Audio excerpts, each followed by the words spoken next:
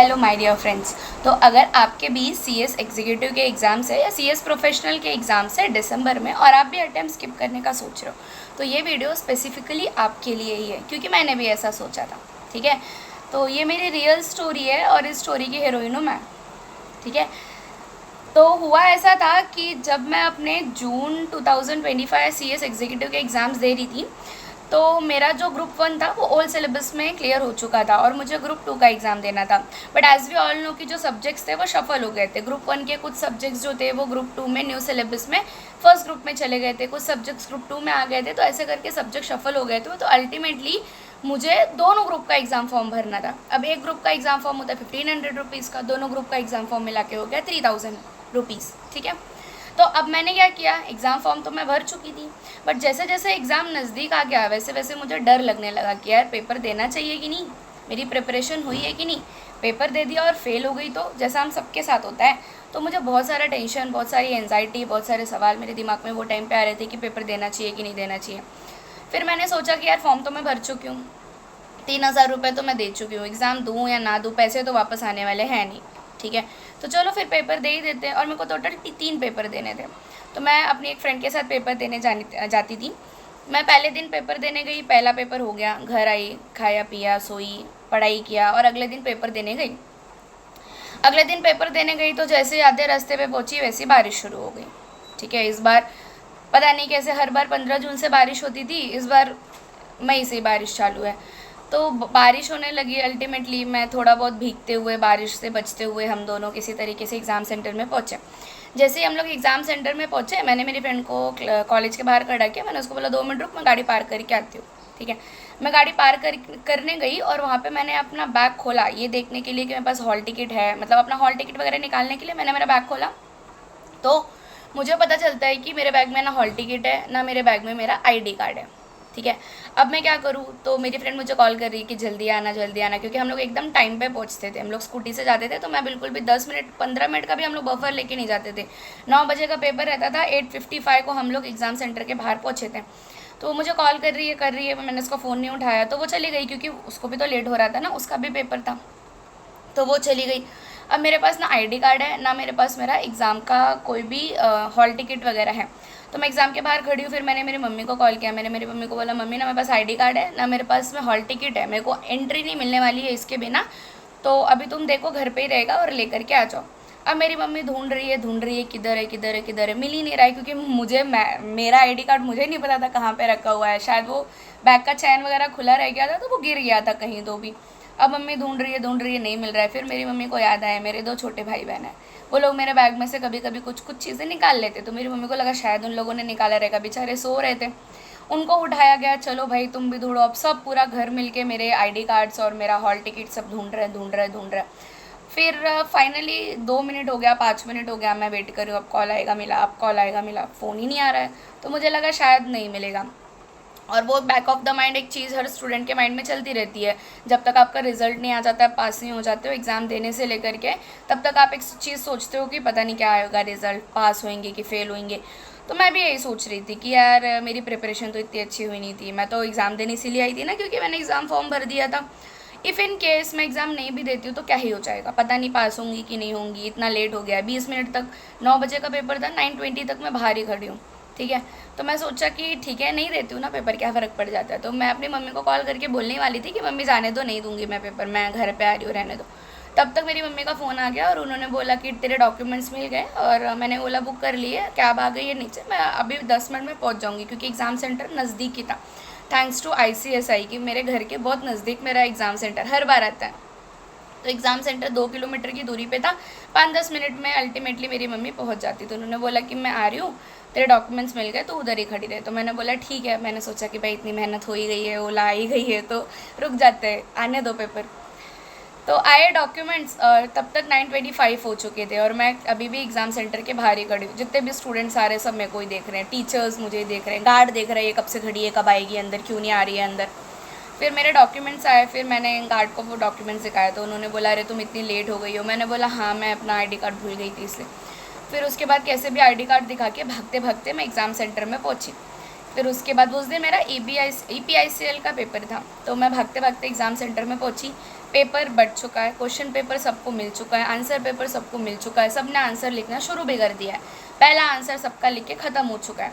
तब मैं पहुंची तो मुझे क्वेश्चन पेपर मिला, आंसर पेपर मिला, फिर मैंने पेपर लिखना शुरू किया। एक और अजीबोगरीब चीज़ मेरे साथ ये हो गई थी कि मेरा जो एग्ज़ाम लैंग्वेज था वो हिंदी सेलेक्ट हो गया था और मेरे को पेपर लिखना था इंग्लिश में। तो मेरा 10 मिनट वहाँ पे भी जाते थे। वो लोग मुझे एक फॉर्म देते थे, वो फॉर्म मेरे को फिल करना पड़ता था, अपना फ़ोटो चिपकाना पड़ता था, वो फॉर्म मेरे को उनको देना पड़ता था। तो मेरे 5-10 मिनट उसमें चले जाते थे, तो 5 मिनट मेरे वो भी गए। 9:40 को मैंने मेरा पेपर लिखना शुरू किया, बट थैंक्स टू गॉड और मेरी भी खुद की भी प्रैक्टिस है, and if you know and if you don't know, I am a teacher also, तो मेरी राइटिंग स्पीड थोड़ी अच्छी है, मैं थोड़ा फास्ट लिख सकती हूँ। मेरे स्टूडेंट्स को पता है, वो लोग बोलते रहते हैं मैम को इतना फास्ट मत लिखो, तो मेरी स्पीड थोड़ी अच्छी है। मैंने जैसे ही अपना क्वेश्चन पेपर देखा, मैंने पहला पेपर देखा, डैम इजी क्वेश्चन, ठीक है, इतना इजी क्वेश्चन मैंने एक्सपेक्ट नहीं किया था पेपर इतना इजी आएगा। पहला क्वेश्चन वेरी इजी, फिर मैंने सोचा अगला क्वेश्चन देखती हूँ, but as you know I was late, और ICSI का तो आपको पता ही है, एक आधा क्वेश्चन में ऐसा गूगली फेंक ही देगा कि आपका दिमाग घूम जाएगा। मैंने बोला छोड़ो यार, पहला क्वेश्चन आ रहा है वहीं से शुरू करते हैं, अच्छा क्वेश्चन है, आगे का आगे देखते जाएंगे। तो मैंने पेपर लिखना शुरू किया और लास्ट के 15 मिनट्स बचे थे, तब तक मेरा 80 मार्क्स का पेपर जो था वो कंप्लीट हो चुका था, ठीक है, और मेरे को उतना ही आता था। बट फिर भी CS का एग्ज़ाम है, आपको 80 मार्क्स का पेपर भी अगर आ रहा है तो छोटी बात नहीं होती, बहुत बड़ी बात होती है, मेरे लिए तो भाई बहुत बड़ी बात होती है। तो उसके बाद क्या हुआ कि मेरा 80 मार्क्स का पेपर हो चुका था, 15 मिनट बचे थे, 20 मार्क्स का पेपर अभी भी लिखना बाकी था जो मुझे नहीं आ रहा था। फिर भी मैंने थोड़ा बहुत सोच के कि हाँ ऐसा क्या हो सकता है, मैंने रिविज़न लेक्चर्स देखे थे तो सर ने क्या बताया था, पेपर में क्या पढ़ा था, मैंने ये सारा सोच के मैंने और 10 मार्क्स का पेपर अटेम्प्ट किया, मतलब मैंने टोटल 90 मार्क्स का पेपर अटेम्प्ट किया, ठीक है। उसके बाद मैं पेपर दे के घर आई, तो आई वॉज़ वेरी लाइक कि ठीक है पेपर ठीक ठाक गया, बहुत अच्छा गया ऐसा मैं नहीं बोलूँगी, क्योंकि मैं बहुत सारी बसड़ कर चुकी थी, जितना पूरा मेरे साथ होना था वो सब कुछ पूरा मेरे साथ हो चुका था, कि मैं थोड़ी थोड़ी भीग भी गई थी, उसके बाद मैं लेट भी हो गई थी, मैं हॉल टिकट नहीं लेके गई थी, मेरा एग्ज़ाम सेंटर में लैंग्वेज मतलब मेरा एग्ज़ाम का लैंग्वेज चेंज हो गया था। तो जीवन में पेपर देते टाइम एक स्टूडेंट के साथ जितना भी बुरा हो सकता है वो सब मेरे साथ हो चुका था। मैं समझ गई थी इससे ज़्यादा तो कुछ नहीं होने वाला है, इससे ज़्यादा क्या ही हो जाएगा, इससे ज़्यादा रिजल्ट में फ़ेल हो जाऊँगी और तो कुछ नहीं होने वाला है। अगला पेपर मेरा CFM का था। CFM के लिए मेरे को 4 दिन की छुट्टी मिली थी, मैंने पूरा CFM पढ़ लिया, फिर उसके बाद मैंने CFM का एग्ज़ाम भी दे दिया। उसके बाद आया हमारा 25 अगस्त, जिस दिन हमारा रिज़ल्ट आता है, ठीक है। अब रिज़ल्ट के दिन मैं मेरा जो एक साइड था मेरे को पता था कि मेरा पेपर इतना घटिया गया है, एक पेपर में जितना कुछ ख़राब हो सकता था सब मचान सब बसड़ करके बैठी हूँ मैं, पता नहीं रिज़ल्ट क्या आएगा। तो I was not very nervous, but जैसे जैसे टाइम पास आने लगा, प्रोफेशनल का रिज़ल्ट आया 10 बजे, तो मैं थोड़ा डरी। 11 बजे, फिर 12 बजे, अब एक अटेम्प्ट में क्या हुआ था ना, 12 बजे रिज़ल्ट आ गया था, तो मैं 12 बजे से शुरू हो गई पेपर चेक करना, आया क्या रिज़ल्ट, आया क्या रिज़ल्ट, आया क्या, चेक कर रही हूँ। देन उसके बाद कैसे करके, टाइम भी नहीं बीत रहा था भाई, उस दिन 2 बजे नहीं रहे थे, कैसे करके 2 बजे, और फिर मैंने क्या किया, अपना रिज़ल्ट चेक किया, एंड गेस व्हाट, मैं एग्ज़ाम में पास हो गई, ठीक है। तीनों पेपर का जो एग्रीगेट बना उसमें पास हो गई, सब्जेक्ट वाइज सारे पेपर्स में पास हो गई, एग्ज़ाम्स में पास हो गई। एंड गेस व्हाट, जिस पेपर में मुझे सबसे ज़्यादा मार्क्स आए थे, कैन यू गेस वो कौन सा पेपर था? यस, ECIPL, जिसमें मैं सब बर्बाद करके बैठी थी, मुझे सबसे ज़्यादा मार्क्स उसी पेपर के अंदर आए थे। डेट वॉज 62 और 64, आई गेस इस फॉर 64, मुझे अभी अल्टीमेटली याद नहीं है, बट वो मैं डेफिनेटली आपको बताऊंगी। तो मुझे उतने मार्क्स आए थे, एग्जाम्शन स्कोर किया था मैंने, सबसे ज़्यादा मार्क्स मुझे उसी सब्जेक्ट में आए जो सब्जेक्ट मैं नहीं देने वाली थी, जो मैंने सोचा था कि मैं ये पेपर ही नहीं दूंगी।